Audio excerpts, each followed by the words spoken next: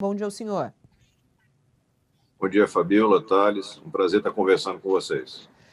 Por que esse acionamento ao Supremo, né? E aí a gente já junta uma história a outra, essas questões relacionadas à fraude de 2018, essas ameaças que ocorrem com essas falas, agora a reportagem do Estadão falando sobre 2022. Qual é a preocupação, senador?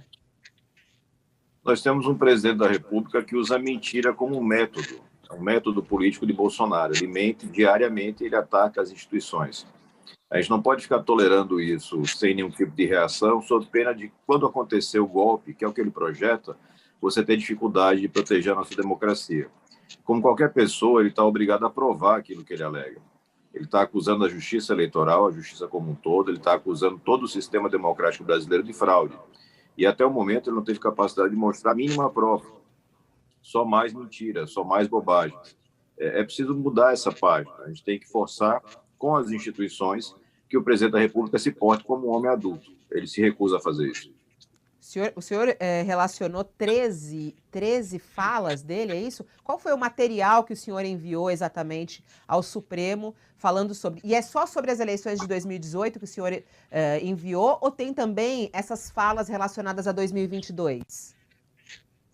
São as falas relacionadas a colocar em dúvida a lisura do sistema democrático, especialmente a questão das urnas eletrônicas. Ele vem falando sobre isso há meses e ele vai plantando ali toda uma semente de desconfiança que tem um objetivo claro: justificar uma derrota eleitoral e, com base nisso, juntamente com esse bando de marginais fardados dos quais ele se cercou, porque esse é o fato. Eu não gosto de chamar as coisas pela metade. Hoje, Braga Neto, Ramos, eles têm medo da apuração da CPI, porque tem ligação direta com a má conduta brasileira na resposta à pandemia. Tem sangue de brasileiros nas mãos deles. Eles aproveitam esse momento e esse governo totalmente caótico para tentar se proteger, atacando a democracia. A gente não pode aceitar esse tipo de conduta. E a reação tem que ser feita por aqueles que pediram a confiança do povo justamente para representar a democracia, senadores e deputados. Não dá para ficar na mão de uma turma que claramente não tem o mínimo de respeito à legislação. Então, o que a gente está fazendo, no limite do que a gente pode, é cobrar esclarecimento e, mais adiante, a responsabilização do próprio presidente da República. O general Braga Neto, qual é o papel que o senhor vê no general Braga Neto nessa história das vacinas e da administração da pandemia? Porque ele, no início, estava tudo passando por ele, não? O Braga Neto ocupava a função de coordenador geral da resposta brasileira à pandemia.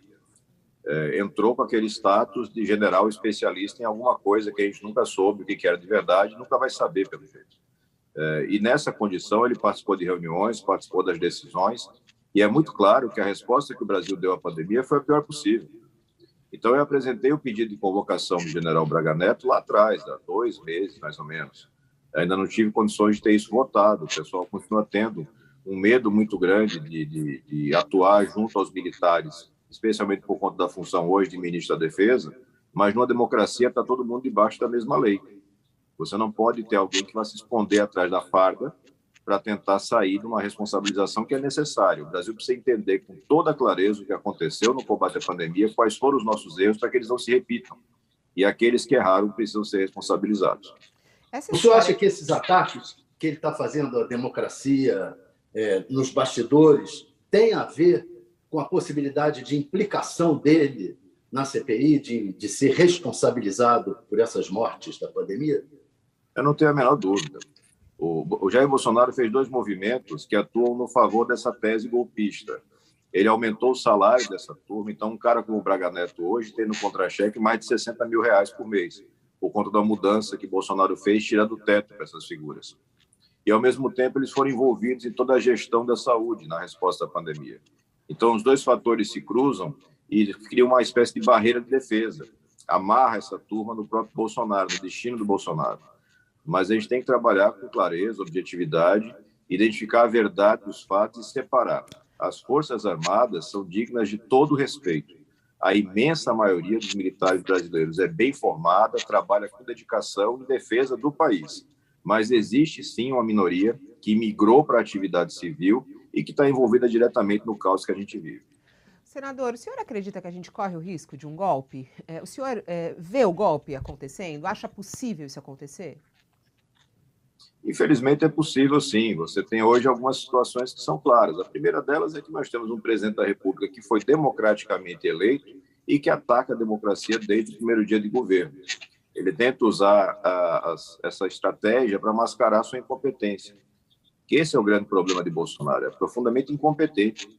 Ele não consegue apresentar uma resposta minimamente factível para nenhum dos problemas que o Brasil sofre. E aí ele usa toda uma estratégia de, enfim, diversionista, de chamar atenção para outras coisas totalmente sem sentido e atacar cotidianamente a nossa democracia. Eu acredito que ainda temos condições de fazer uma linha de defesa, mas tem que ser feita agora. Eu não posso esperar o resultado de 2022 para aí sim correr atrás do leite derramado. A gente tem que reagir agora. E esse caso do Dominguete, da conversa que o UOL revelou, o senhor acha que é possível fazer uma cariação do Dominguete com o ex-ministro da Saúde, o Pazuello? Possível é. Eu não sei se é uma medida que seja útil para a investigação como um todo. Os fatos que envolvem o Dominguete, no sentido de provar absoluta incompetência, descaso, falta de preparo do Pazuello e da sua equipe, isso já está provado com sobras. O que nós temos que avançar um pouco mais é para entender o eventual pedido de propina por parte de um grupo que estava ali orbitando na saúde e que se dividia em duas vertentes, aquele centrão tradicional, vinculado a partidos políticos, e um novo centrão, que é o centrão fardado, formado ali por militares, especialmente militares da reserva, e que também se articularam para atuar na questão das vacinas, alguns deles inclusive, abrindo empresas para representação de medicamentos. É tudo muito grave, tem que ser esclarecido, mas não é mais grave do que aquilo que nós já provamos. O Brasil poderia ter preservado centenas de milhares de vidas e jogou fora, matou, deixou morrer essas pessoas por incompetência, descaso e interesse político. Se o Pazuello continuar mentindo na CPI, ele pode sair preso? Claro, qualquer cidadão pode sair preso na CPI, na medida em que falta com a verdade, como ele fez no outro depoimento. A gente viu a presidência da CPI, de certa forma, se adaptando a essa realidade, né? O senador Omar Aziz não é exatamente da área do direito, mas hoje ele já tem um domínio maior daquela situação e já compreende, o próprio Supremo esclareceu quais são os limitadores que você tem ali. Ninguém pode comparecer perante a autoridade e faltar com a verdade de forma desrespeitosa, não funciona assim. Então ele pode sair preso, sim, eu espero que não, mas é possível. Agora, a gente há pouco divulgou o vídeo da doutora Mayra, né, falando do ensaio que ela fez, né, dos senadores que fizeram perguntas que ela que enviou, né? Como é que o senhor analisa isso, esse teatro que acontece? Isso não faz a CPI cair em descrédito? Como é que o senhor analisa isso? É um caso de vexame ensaiado. O depoimento da doutora Mayra foi um vexame. Eu me recordo claramente dela carregando uma pilha imensa de papéis para tentar justificar o que seriam supostos estudos que davam lá base para as loucuras que ela defende. E eu questionei diretamente se tinha alguma coisa daquela que tivesse sido publicada, enfim, se existia de verdade alguma coisa, ela foi incapaz de responder. Ela não foi capaz de responder as perguntas que provavelmente ela ensaiou com os seus senadores amestrados. É lamentável, mas não ataca a credibilidade da comissão como um todo, até porque ele está falando de uma minoria, que não representa aquilo que o parlamento precisa fazer.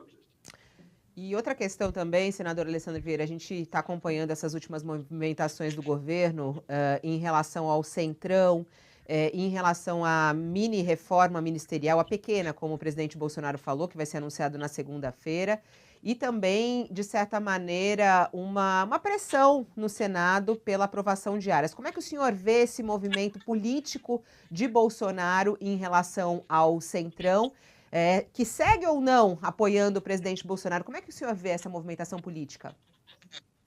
O Centrão continua apoiando o Bolsonaro, essa mudança ministerial não vai alterar isso, apenas tira a figura do atravessador e coloca o Centrão diretamente no cofre.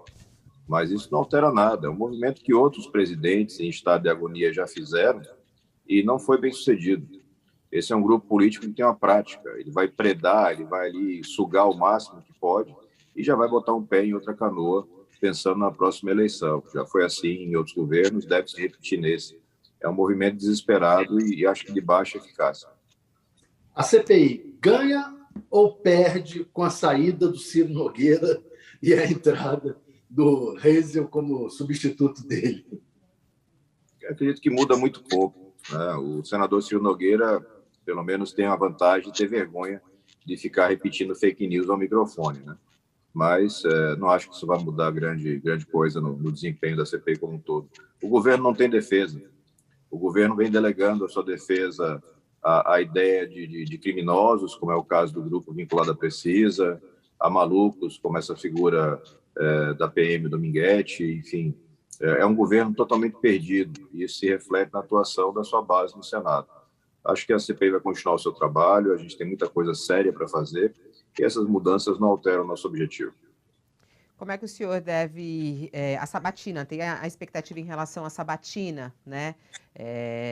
Sobre justamente o indicado de Bolsonaro ao Supremo, né? Como é que o senhor analisa isso? Há realmente uma pressão? Como é que o senhor deve votar?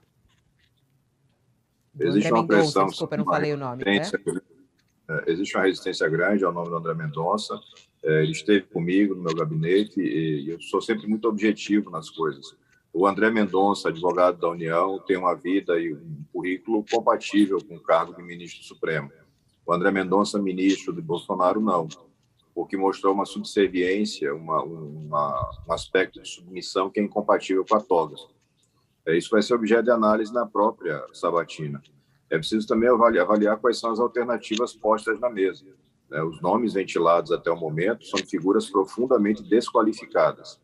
A maior parte deles já deveria estar respondendo a processo. Então, é preciso, eventualmente, escolher o mal menor nesse caminho para o Supremo Tribunal Federal. Infelizmente, chegamos a esse estado de coisas. Ou seja, o André Mendonça pode ser o mal menor? Considerando os nomes que a gente está vendo circulando, sim. Repito, ele tem um currículo, uma história de vida positiva. Na atuação no governo Bolsonaro, ele se perde completamente e se mostra uma pessoa submissa.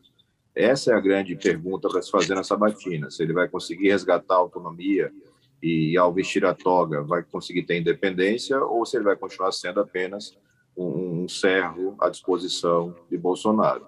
Se for assim, não há como aprovar o nome dele. E a recondução? É uma discussão certamente para a sabatina difícil. E a recondução de Aras à Procuradoria? Augusto Aras já é o pior procurador-geral da República da história do MPF. Lamentável, uma figura que, dentro da própria base, dentro do Conselho do Ministério Público, tem baixíssima aceitação.